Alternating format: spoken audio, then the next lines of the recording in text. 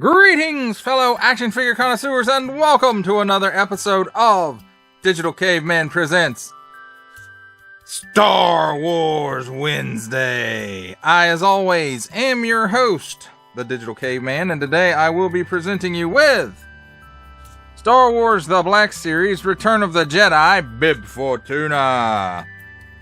Thank you for watching this video, or any of my other videos that you may have run across, which I hope is all of them.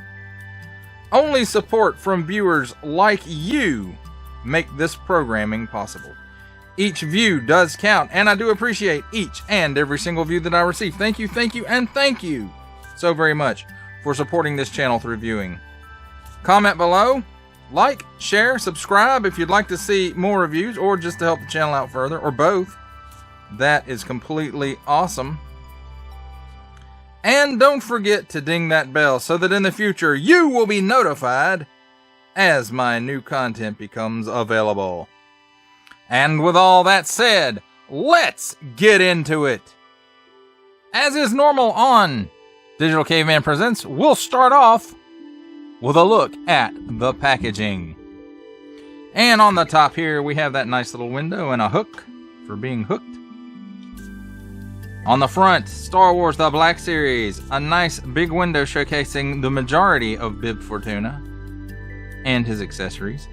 Star Wars Return of the Jedi, Bib Fortuna, and assortment number. Warning! Don't stick things in your pie hole that don't belong there. Forward up, Hasbro print. On the bottom, small print, fine print, legalese print, made in China print, symbols I'm not going to learn, and a barcode. On this side, just a sliver of a window, the carry around of the Return of the Jedi color stripe. I'm not sure what color that is because I'm colorblind and don't make fun of handicapped people. Star Wars The Black Series at the bottom. On this side, some nice artwork of Bib saying, Ne Jabba no Bada, and Bib Fortuna. On the back, figure of the same artwork from the side.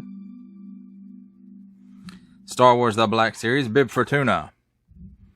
Those attempting to do business with Jabba the Hutt first needed to maneuver past his pasty-faced major domo, the Twi'lek Bib Fortuna. And there it is in some other languages that I don't speak. And carry around of the stripe from the front and the side, but not across the artwork, so that's nice. He's number 8 in the Return of the Jedi series. Attention, don't stick things in your fringe pie hole. Includes figure and 3 accessories, and in a bunch of other language. Don't stick things in your other foreign language pie holes that I don't speak. Some more small print, some made in China print, some Disney print, and some Hasbro print. That, my friends, is a quick look at the packaging. Now it's time to take a look at the figure and his accessories. And we'll start off, as we usually do, with the accessories. And here is one accessory, which is a drinking cup.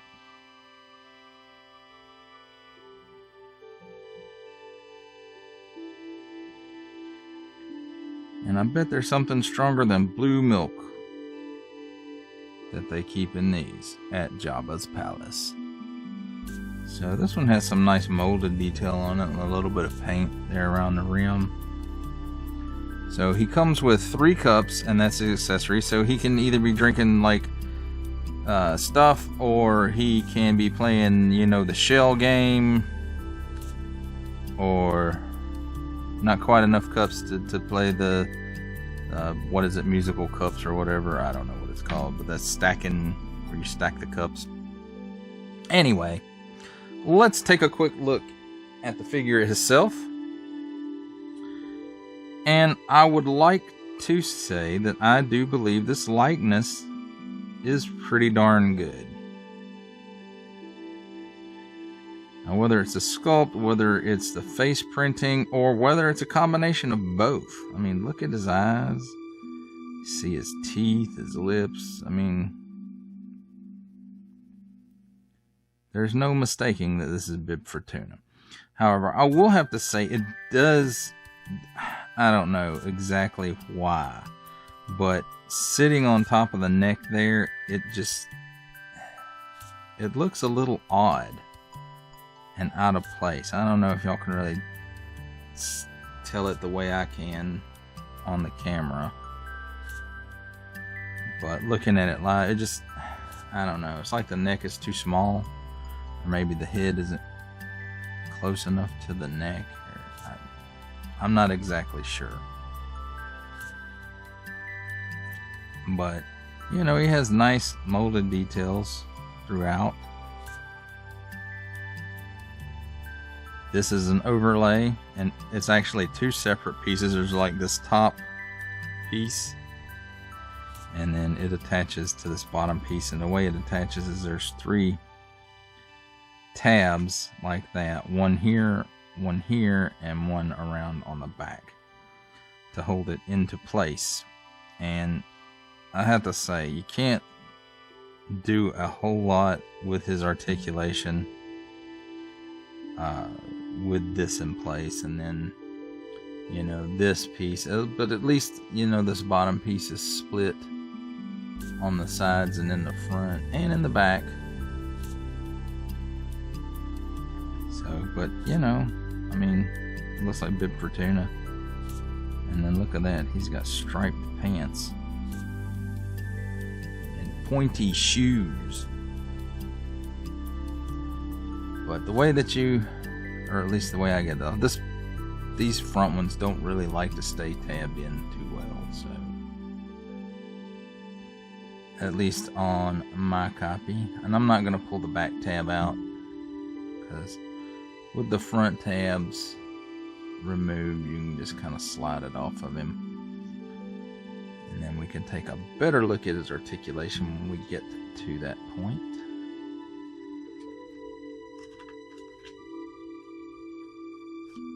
There we go. So, and you know, nice. And then on the back, some sculpted details, wrinkles in the shirt. Like I said, it's split there. And it's an old school double pinned hinge for his leg, rather than that new hinge and swivel that's in the legs now. So, alright, let's talk about his articulation. He can't really look up too much because his Liku get in the way. He can look down about that far enough that he can go, "Oh, Arturito, give it to me." And let's see, can he do the full Exorcist? He certainly can. He also got some waggles going on. Waggle, waggle. And let's see, does he got chicken neck too? And a little bit of chicken neck. But it looks like the neck is a separate piece from the body. So there's a ball down here and probably a dumbbell hinge with a ball here and a ball in the head.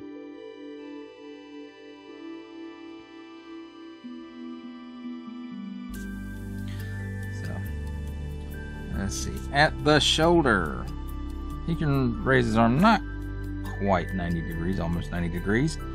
He does get a full 360 degrees of rotation. At the elbow, he gets better than a 90 degree bend, and it's on that hinge and swivel, so it will rotate 360 degrees. Also, the wrist will rotate 360 degrees. On this side, it's on an in and out hinge. And on this side is also on an in and out hinge. Let's see.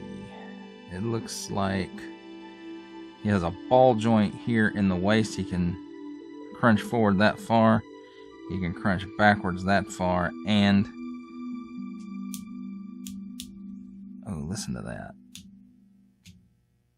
He does get a 360 degrees at the waist, and it sounds like there's some type of ratchet in there. This piece, I thought maybe it was an overlay, but it looks to be sculpted in, but it feels like an overlay. As far as the legs, he can give you that much of the splits. Because of his robe thing, he can kick forward that far. And he can kick backwards further than that.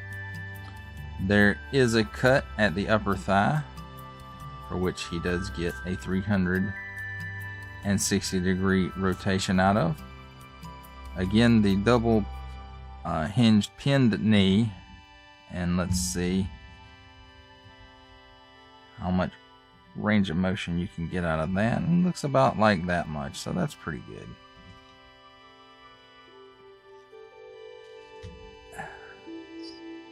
Tight though. It's got some soft ratchets in there that are kind of hard.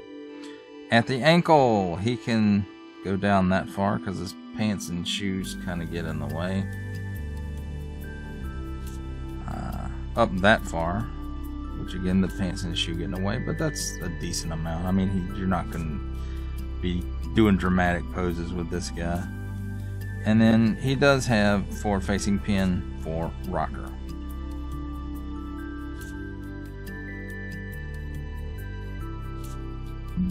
And that, my friends, is a look at Bib Fortuna and his articulation and accessories. And now he doesn't want to stand up. And now, my friends, it's time for my favorite part of a review, the comparisons. And we'll start things off with the Return of the Jedi Deluxe Boba Fett. I'm gonna shoot you later. Spoilers. Next up we have, from Return of the Jedi also, the Gamorrean Guard.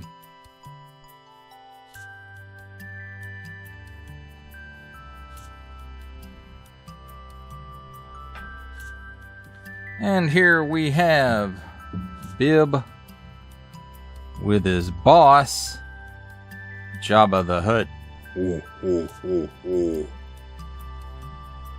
And just for a little decoration, we have Princess Leia as Jabba's prisoner.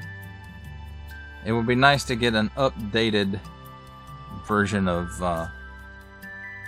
Leia as Jabba's prisoner.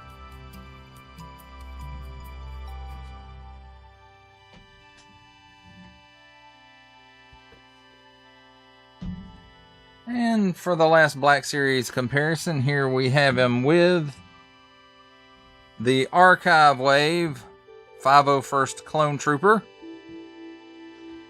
And how does he stack up with other lines? Let's take a look. Here, making his cameo appearance, we have Stan the Man Lee.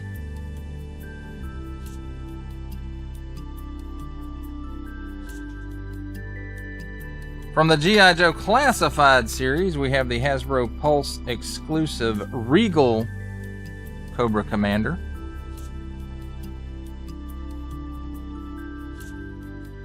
And for some 7-inch badness, we have the McFarlane Toys DC Multiverse, the Three Jokers, the Joker, the Comedian. And that, my friends, completes the comparisons. For final thoughts on the Star Wars The Black Series, Return of the Jedi Bib Fortuna, I think this is a nice looking figure. I think the likeness is pretty good.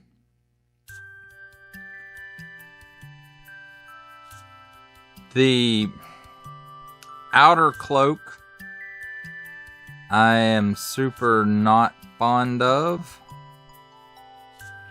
I think a soft goods outer cloak would have been a much better fit for this character. You can't do much with him with that outer cloak on. The arms don't even move that much. Again, you know, it's not like you're going to be doing this guy in action poses, but still, I think a soft goods outer cloak would have worked much better for this figure than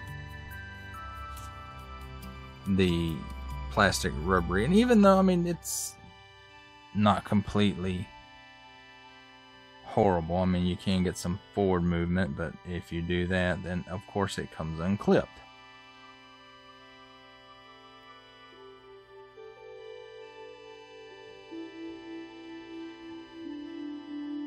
So, but the likeness, the paint, the overall mold, I'm happy with. It's just that outer cloak. And 3 cups as an accessory. I know he didn't use that staff in the movie that came with the old Kenner figure. But, you know, something other than 3 little cups would have been nice. Or instead of that, if they'd give us a soft goods outer cloak. But I suppose that's neither here nor there.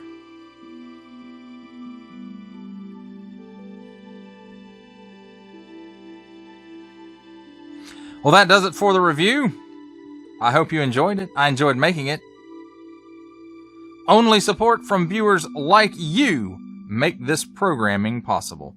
Each view does count, and I do appreciate each and every single view that I receive. Thank you, and thank you so very much for supporting this channel through viewing. Comment below, like, share, subscribe if you'd like to see more reviews, or help the channel out further. That's cool too. Lost my thought there for a minute. And don't forget to ding that bell so that in the future you will be notified as my new content becomes available. That's a wrap, folks. I'll see you next time.